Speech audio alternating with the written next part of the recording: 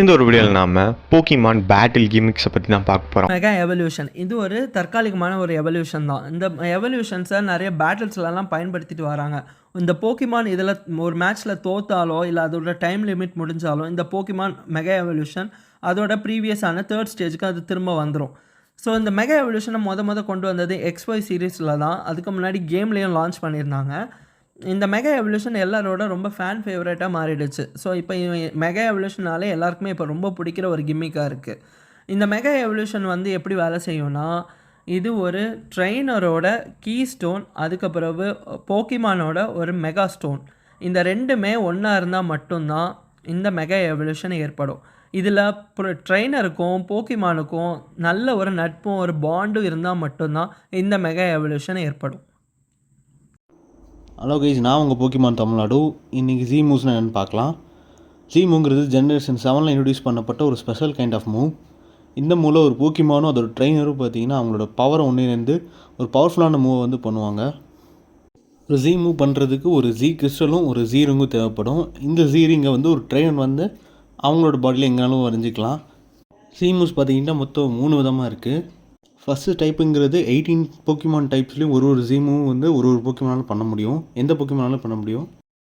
இதே second type என்னென்னா, சில ஜீமூஸ் ஸ்பெசிஃபிக் போக்கிமானில் மட்டும்தான் பண்ண முடியும்.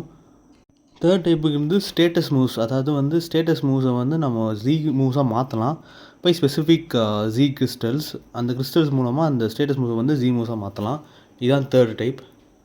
இந்த மாதிரி ஜி கிறிஸ்டல்ஸை வச்சு ஜி மூவ்ஸை மாற்றும் போது அந்த ஒரு ஸ்பெசிஃபிக் மூவ், அதாவது நார்மல் மூவ் அந்த போக்கிமானுக்கு ஆல்ரெடி தெரிஞ்சிருக்கணும்.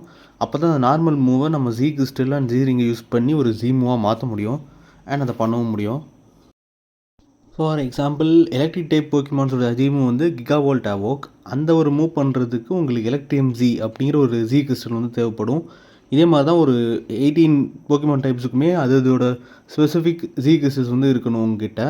வாட்டரியம், கோஸ்டியம் ஆர் ஸ்டீலியம் ஜி அப்படின்னு சொல்லிட்டு எல்லா டைப்புக்குமே அப்ராப்ரியேட்டாக ஒரு ஜி கிறிஸ்டல் வச்சு தான் நீங்கள் அந்த மூவ் பண்ண முடியும். அண்ட் இந்த மாதிரி ஜி மூவ்ஸை நம்ம கேம்ஸில் சனன் 3 அண்ட் அல்ட்ரா மூனில் நீங்கள் பார்க்கலாம். அண்ட் அனிமிலுமே பார்த்தீங்கன்னா நிறைய ட்ரெயினர்ஸ் இந்த ஜி மூவ்ஸை பயன்படுத்தியிருப்பாங்க. போக்கிமான் ஜைஜண்டா மேக்ஸ் பற்றி சொல்லணும் அப்படின்னா, இது ஜென்ரேஷன் 8ல் தான் ஸ்வார்ட் அண்ட் ஷீல்டில் தான் இன்ட்ரடியூஸ் பண்ணியிருக்காங்க. போக்கிமான் அனிமியில் பார்த்திங்க அப்படின்னா ஜேர்னி சீரீஸில். இந்த போக்கிமான் ஜைஜண்டா மேக்ஸை பார்க்குறதுக்கு முன்னாடி நீங்கள் இன்னொரு போக்கிமான் என்டர்நெட்டஸ் அப்படிங்கிற ஒரு போக்கிமானை பற்றி தெரிஞ்சுக்கணும். அதை ஃபஸ்ட் பார்த்துடலாம். என்டர்நெட்டஸ்ங்கிறது இந்த ஒரு பூ உலகத்தை சார்ந்தது, அதாவது இந்த பூமி எர்த்தை சார்ந்தது கிடையாது.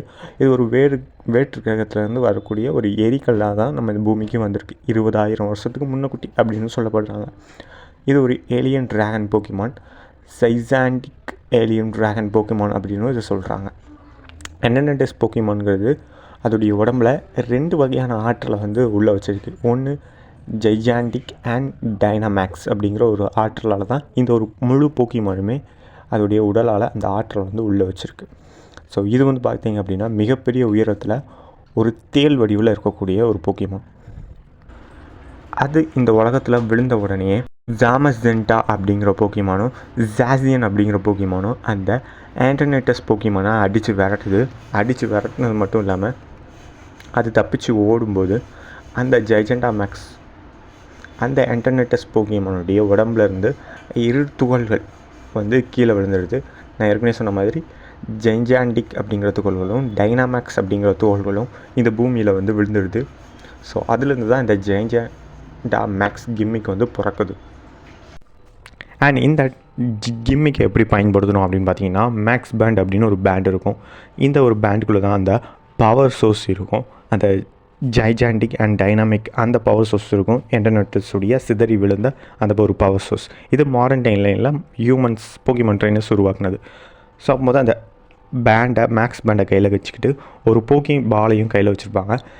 நாம் எந்த ஒரு போக்கிமான ஜைஜண்டா மேக்ஸாவோ அல்லது டைனாமேக்ஸாவோ மாற்றணும்னு நினைக்குமோ அந்த ஒரு போக்கிமான அந்த போக்கி பாலுக்குள்ளே உள்ளே வர வச்சு அந்த பவர் சோர்ஸ், அந்த பேண்டுக்குள்ளே இருக்கிற பவர் சோர்ஸ் மெதுவாக அந்த போக்கி பாலுக்குள்ளே போய் போக்கி பாலே ரோஸ் கலரில் பெருசாகிடும்.